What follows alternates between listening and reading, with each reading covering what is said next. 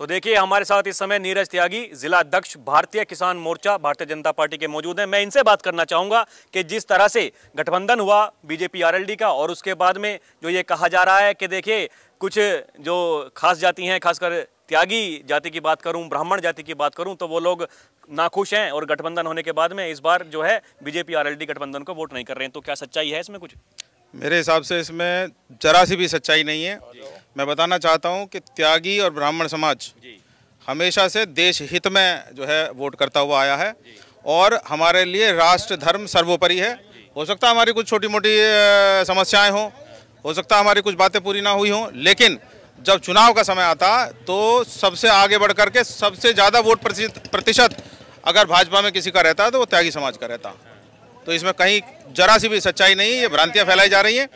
और मैं कहना चाहता हूँ जो भी लोग मुझे सुनेंगे इस चैनल, आपके चैनल के माध्यम से, सबसे बड़ा धर्म राष्ट्र धर्म होता। हमारा नाली खड़ंजा टूटेगा फिर बनेगा, सड़क टूट जाएगी, गड्ढे हो जाएंगे फिर से बनेगी, लेकिन राष्ट्र अगर गलत हाथों में चला गया एक बार तो पछताने को कुछ नहीं बचेगा। कहने को होता है कि भाई आम चुनाव है ये, और मैं हमेशा अभी भी किसी सभा से आ रहा हूँ, मैं वहाँ पे हर जगह इस बात को बोलता हूँ कि आम चुनाव सिर्फ 2014 से पहले होते थे।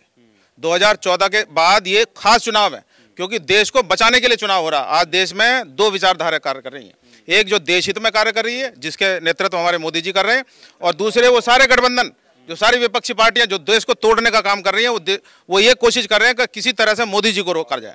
और मैं बताना चाहता हूं आपके चैनल के माध्यम से, जिस मोदी ने 500 साल के इंतजार के बाद रामलला को विराजमान करा उनके फिर से भव्य महल में अयोध्या में, जिन्हें साक्षात आशीर्वाद भगवान श्री राम का मिल चुका है, दुनिया की कोई ताकत उसे रोक नहीं सकती, चाहे कितने भी लग जाओ, कितने भी कोशिशें कर लो। अब ये जितने भी लोग विपक्षी दल मिले हुए हैं आप देख लो, इनका सांप नेवले का बैर था, जो एक दूसरे की शक्ल भी देखना पसंद नहीं करते थे, आज वो सब एक जगह इकट्ठे हो गए क्योंकि सबकी मंशा क्या है, किसी तरह मोदी को रोको, लेकिन मोदी जो है वो रुक नहीं पाएंगे। ये मैं कहना चाहता हूँ आपके चैनल। देखिए वो तो आरोप लगा रहे हैं कि जिस तरह से मोदी जी एक तरफा विपक्षी जो गठबंधन के नेता हैं उनके ऊपर कार्रवाई कर रहे हैं, ईडी सीबीआई आईटी को लगा देते हैं, इसलिए लोकतंत्र बचाने के लिए वो एक मंच पर आए हैं।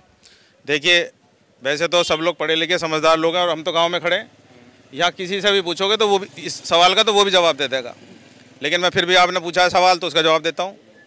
ईडी सीबीआई सरकार के दायरे में काम नहीं करते, और जो भ्रष्टाचार करेगा वो जाएगा, चाहे वो भाजपा पे कई सारे नेता हैं जिन पे केस चल रहा। तो वो मैं बताना चाहता हूँ 1975 में किसको कहते हैं दुरुपयोग। 1975 में जब इंदिरा गांधी ने इमरजेंसी लगाई थी, भूल के क्या हम लोग, वो सबको जितने भी दलों के नेता थे सबको एक साथ उसमें डाल दिया जेल में, और अपनी सरकार बचाने के लिए उसने वो कार्य, वो होता था लोकतंत्र का हत्या जो थी वो थी।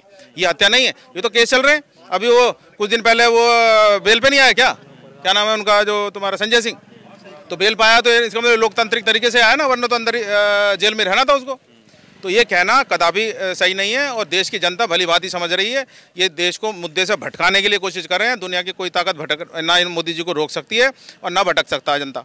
देखिए आरोप एक आपके ऊपर ये भी लगता है कि बीजेपी पार्टी में जो विपक्षी गठबंधन के नेता आ जाते हैं वो जिनके ऊपर केस चल रहे हैं और बीजेपी में आते ही वो केस बंद हो जाते हैं।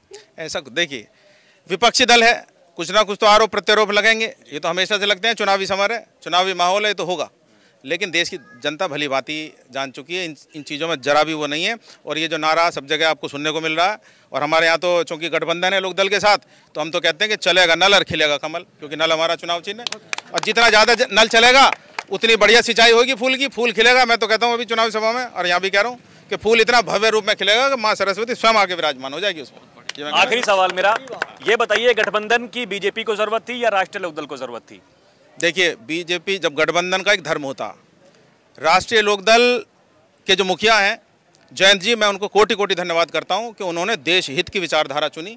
वो गलत रास्ते पे जा रहे थे, गलत रास्ते पे चले गए होते अगर वो दूसरे तरफ चले जाते, लेकिन उन्होंने जो है सही निर्णय लिया, राष्ट्र हित में निर्णय लिया, देश हित में निर्णय लेके और मोदी जी की विचारधारा के साथ जुड़े, भाजपा की विचारधारा के साथ जुड़े। और अब आप देखना किसान हित में, मजदूर हित में उन्होंने गठबंधन किया और उसके दूरगामी परिणाम होंगे। और आज हमारा जो हमेशा तो द्वंद्व होता था वो लोकदल के साथ होता था हमेशा, आज ये लोकदल के सारे खड़े हैं और अभी सारे आधे लोकदल और आधे एक मंच पर बैठ रहे हैं। सब लोग मिलजुल कर चुनाव रहे हैं, दो भाइयों की तरह चुनाव लड़ रहे हैं, क्योंकि देश हित की विचारधारा के तहत हम लोग काम कर रहे हैं। बढ़िया काम चल रहा है, बढ़िया फसल। बहुत बहुत धन्यवाद हमसे बात करने के लिए।